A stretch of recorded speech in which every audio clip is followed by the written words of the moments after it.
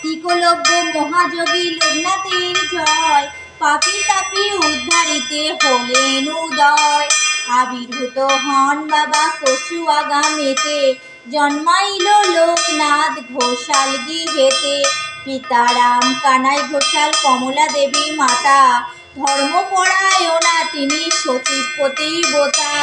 একাদশ বর্ষ যবে লোকনাথ হলো, ভগবান গাঙ্গুলি তারে সন্ন্যাস দীক্ষা দিল। গৃহত্যাগ করিয়া ত্যাজি পরিজন, গুরুর সঙ্গে কালীঘাটে করে আগমন। বেণী মাধব বাল্যসাথী সঙ্গেতে ছিল, শিষ্যদয়ে গুরু নানা যোগ শিখাইল। তারপর আসে তারা হিমাদ্রি ঘরে, দীর্ঘদিন সাধনায় সিদ্ধি লাভ করে। তারপর গুরুর সঙ্গে শিষ্য দুইজন, পৃথিবীর নানা দেশ করেন ভ্রমণ। বিভিন্ন ধর্মের তত্ত্ব জানিবার তরে, উপস্থিত হন মক্কা মদিনা নগরে।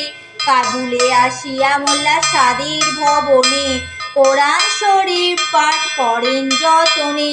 বিশ্ব পরিক্রমা শেষে বেণী মাধব সঙ্গেতে, উপস্থিত হন চন্দ্রনাথ পাহাড়েতে।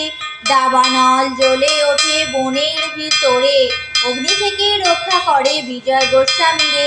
বেণী মাধব চলে যান কামাখ্যা ধামেতে, বাবা নেমে আসিলেন বারোদি গ্রামেতে।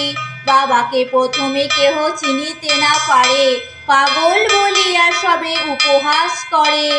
একদিন দুই ব্রাহ্মণের পরিতে জড়াইল, গায়েত্রী করিয়া বাবা তাহা খুলে দিল।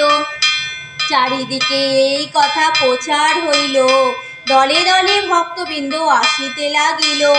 এতঃপর আশ্রম হইল বারোদিতে, বহু ভক্ত শিষ্য সেটা লাগিল আসিতে। পাপী তাপী রোগী কত আসিল তথায়, সবার কষ্ট বাবা করে নিরাময়।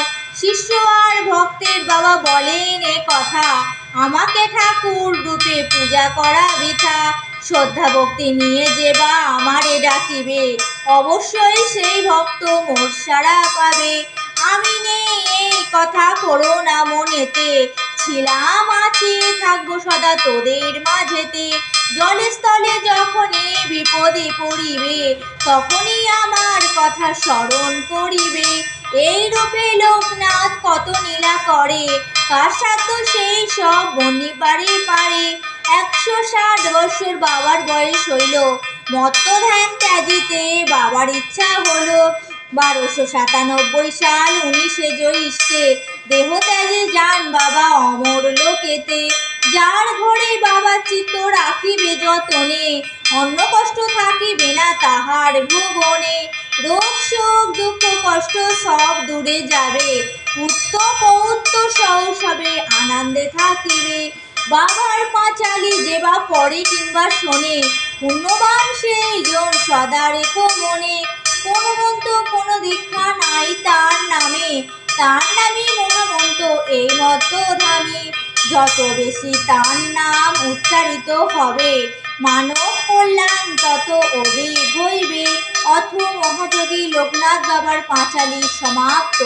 জয় বাবা লোকনাথ বাবার জয়।